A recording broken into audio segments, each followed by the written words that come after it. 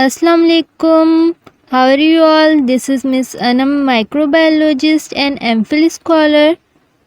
जी तो dear friends, आज की हमारी वीडियो में लेक्चर में मैं आपको बताऊंगी पेप्टाइडोग्लाइकन की सिंथेसिस के हवाले से बैक्टीरियल सेल वॉल सिंथेसिस।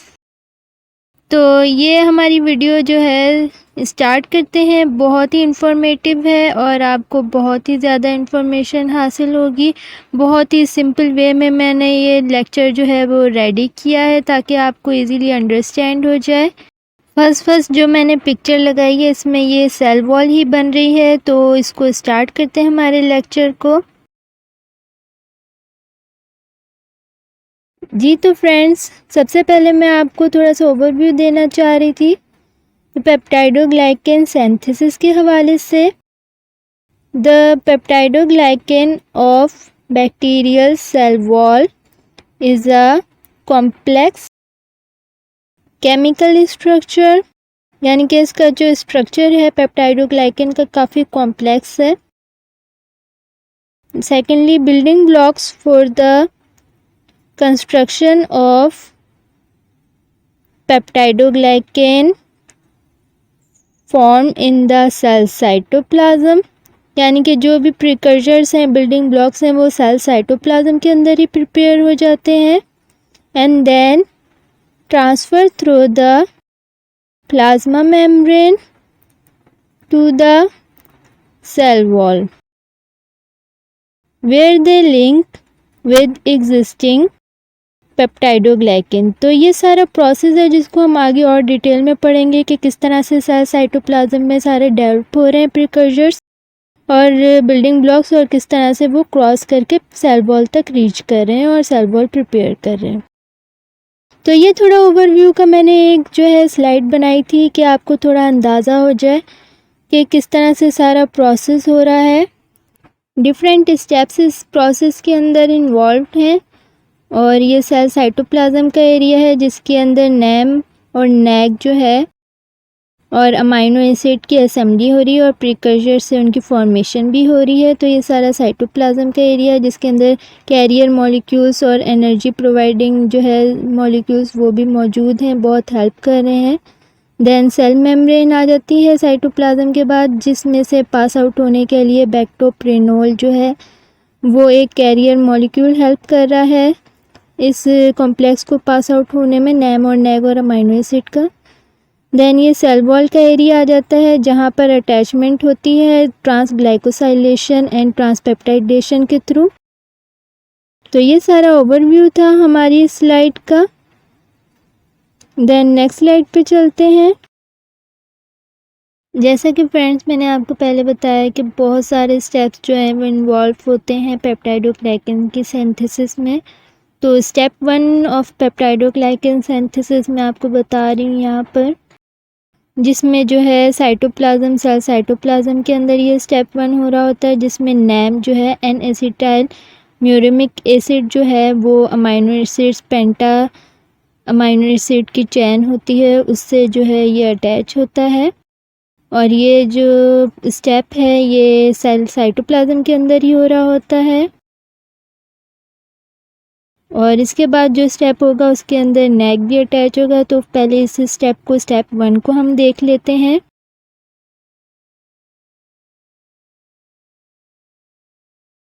तो यहाँ पर मैंने थोड़ा सा स्टेप 1 को एक्सप्लेन करने के लिए पूरे प्रोसेस की एक ओवरव्यू की पिक लगाई है, डायग्राम। तो सबसे पहले ये आप देखें तो ये है सेल साइटोप्लाज्म का एरिया, जिसके अंदर जो है सारे प्रिकर्सर्स जो हैं NAG, NAM और अमाइनो एसिड सारे ज्वाइन हो रहे हैं। देन फर्स्ट स्टेप जो है वो ये ग्रीन सर्कल जो आया है इसके अंदर है सारा रिलेट कर रहा। यहाँ पर आप देखें तो UDP जो है वो carrier molecule energy plus UDP यहाँ पर हेल्प कर रहा है अटैचमेंट में और यहाँ पर प्रिकर्सर्स की अरेंजमेंट में, और इसके बाद ये रिमूव हो जाएगा। और यहाँ पर आप देखें तो NAM जो है वो पहले से 5 पेंटा अमाइनो एसिड्स के साथ मौजूद है, यानी कि वो पहले से असेंबल हुआ है और ये सारे प्रिकर्सर्स बीच में ही असेंबल होंगे साइटोप्लाज्म के अंदर ही। देन ये UDP जो है सेकेंड स्टेप के अंदर फर्दर जो है वो NAG को लेकर आएगा और उसको भी अटैच करवाएगा सारे कॉम्प्लेक्स के साथ, और फिर वो कॉम्प्लेक्स जो है वो फर्दर स्टेप्स में आगे मूव करके सेल साइटोप्लाज्म से बाहर निकल जाएगा। तो यहाँ पर कैरियर मॉलिक्यूल जो है वो UDP ही है जो कि NAM और NAG को ला रहा है और उसको अटैचमेंट कॉम्प्लेक्स में हेल्प कर रहा है। देन यहाँ पर मैं स्टेप 1 को और एक्सप्लेन कर देती हूँ। N acetyl muramic acid NAM is synthesized from the precursor molecule in the cell cytoplasm। यानी कि जो NAM है ये प्रिकर्जर मॉलिक्यूल से प्रिपेयर यानी सिंथेसाइज्ड होगा सेल साइटोप्लाज्म में। Then during the synthesis NAM attaches to UDP जो कि मैंने कैरियर मॉलिक्यूल बताया, यूरेडिन डाइफॉस्फेट एनर्जी मॉलिक्यूल भी है इसमें, carbohydrate carrier by a high energy phosphate bond. जैसा कि मैंने आपको पहले बताया कि इसके अंदर एनर्जी बॉन्ड भी है to form UDP NAM uridine diphospho N acetyl muramic acid complex, after which pentapeptide is added to the UDP NAM by the stepwise addition of amino acids requiring energy input from ATP hydrolysis। तो यहाँ पर ये आपको step 1 समझ आ गया होगा कि UDP जो है वो NAM को लाएगा, देन उसके बाद जितने भी अमाइनो एसिड हैं वो 1 बाय 1 अटैच होते जाएंगे, और यहाँ पर कोई भी जो है वो राइबोसोम प्रोटीन सिंथेसिस में हेल्प नहीं कर रहा है, ऐसा मैंने पढ़ा है बुक में। और एनर्जी रिक्वायरिंग प्रोसेस भी है अमाइनो एसिड्स की अटैचमेंट। तो ये सारा हो गया हमारा स्टेप 1। देन फर्दर 3 स्टेप्स और हैं जिनको मैं आगे और एक्सप्लेन कर दूंगी। तो चलते हैं हमारी नेक्स्ट स्लाइड्स पे। स्टेप 1 समझाने के बाद मैंने सोचा क्यों ना आपको दोबारा से उसी स्लाइड पे ओवरव्यू दिया जाए।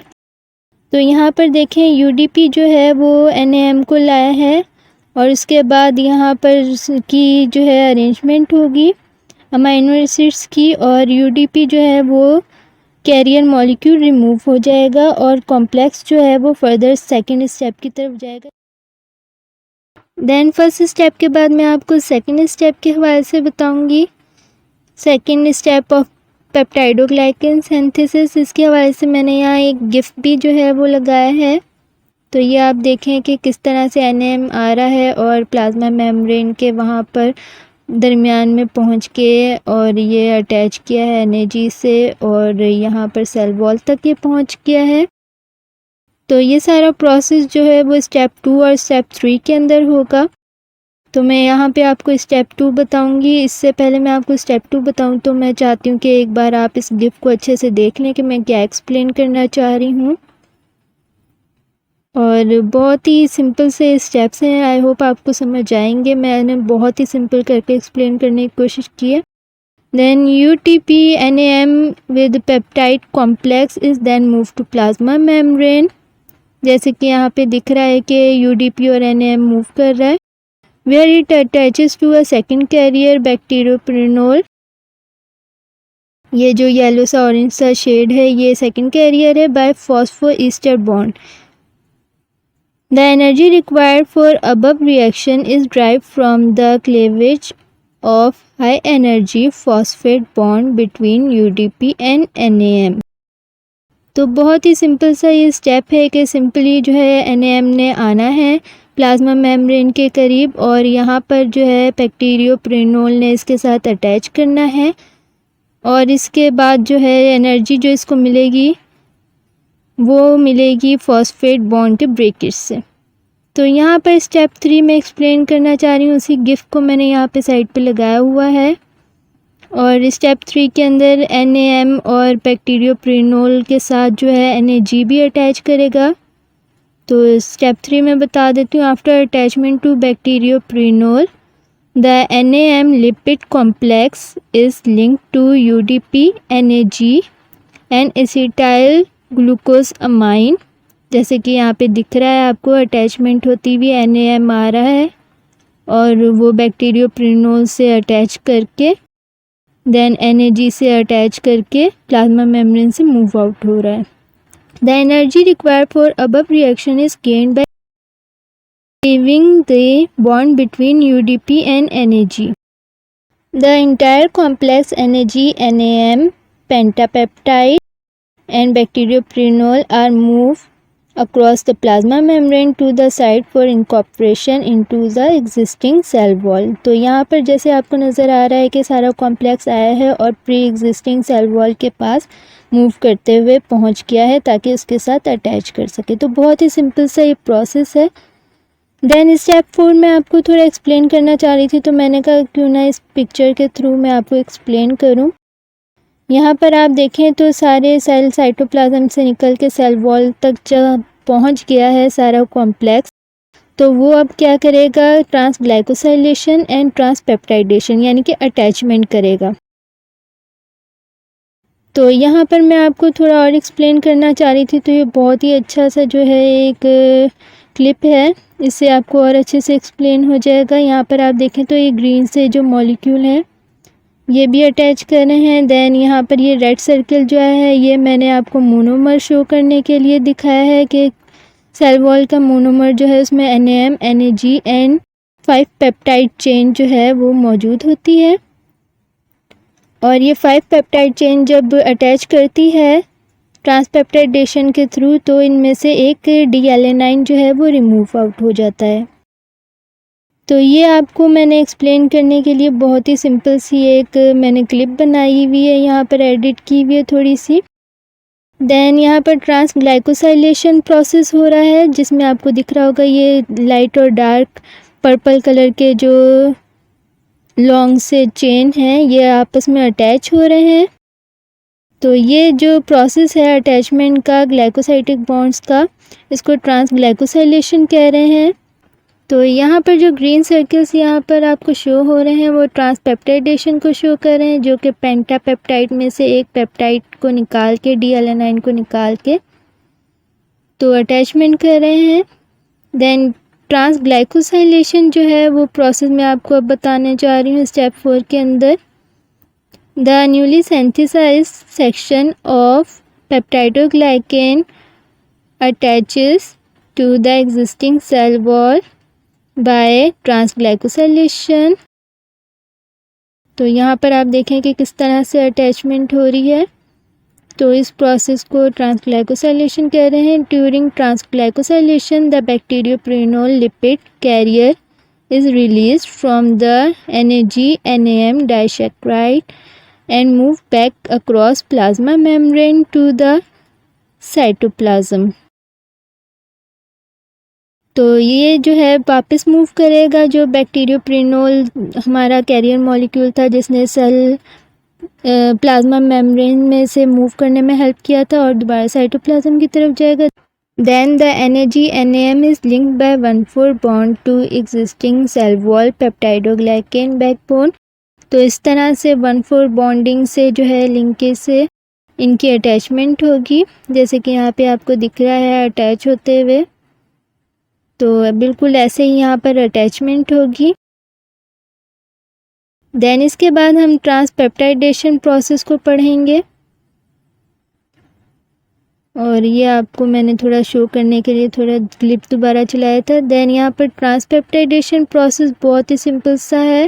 यहाँ पर पेनिसिलिन बाइंडिंग प्रोटीन ट्रांसपेप्टाइडेज जो है वो हेल्प कर रहा है पेंटापेप्टाइड में से एक पेप्टाइड को रिमूव करके जो एनर्जी मिलेगी उससे इनको बाइंड करने में हेल्प कर रहा है, जितने प्रिकर्सर्स हैं उनको आपस में। और एक बार आप ये देख लें वीडियो जो क्लिप चल रही है और आपको अच्छे से समझ आ जाएगा। पेनिसिलिन यहाँ पर आके अटैच करती है पेनिसिलिन बाइंडिंग प्रोटीन पे, इसलिए इसको पेनिसिलिन बाइंडिंग प्रोटीन भी कहते हैं, और जिसकी वजह से सेल वॉल जो है वो डेवलप नहीं हो पाती और बैक्टीरियल सेल जो है वो डाई आउट हो जाता है यानी मर जाता है। तो ये बहुत ही इम्पॉर्टेंट स्टेप है अगर आप जो है वो पेनिसिलिन की हवाले से पढ़ाई कर रहे हैं। देन ट्रांसपेप्टाइडेशन में आपको बताते चलूँ, the terminal D alanine is cleaved at the time of transglycosylation, यानी कि जो है पिछले स्टेप में ये ब्रेक हुआ था। The energy release from the cleavage of this peptide bond is use to form the peptide bond that attaches the cross linking peptide to the existing cell wall. तो ये सारा जो है प्रोसेस है ट्रांसपेप्टाइडेशन का, कि किस तरह से डी एलेनाइन जो है वो रिमूव हुआ ट्रांसग्लाइकोसाइलेशन के बाद। बहुत सारे एंजाइम्स भी इन्वॉल्व होते हैं। अभी मैंने एंजाइम्स को इतना ज़्यादा जो है वो डिटेल में नहीं पढ़ा है, जस्ट मैंने आपको सेल वॉल सिंथेसिस पढ़ाई है। देन ये यहाँ पर डी एलेनाइन के रिमूव होने के बाद जो एनर्जी मिलती है उससे अटैचमेंट हेल्प हो रही है, और ये एंजाइम जो है ट्रांसपेप्टाइडेज हेल्प कर रहा है। एक जगह मैंने पढ़ा था कि सारे जो है वो अटैच नहीं होते पेंटापेप्टाइड्स, कोई कोई अटैच होते हैं। जी तो फ्रेंड्स, यहाँ पर मेरी वीडियो एंड होती है। आई होप आपके लिए बहुत हेल्पफुल रही होगी। तो प्लीज़ मेरे चैनल को कर दीजिए सब्सक्राइब। अल्लाह हाफिज़।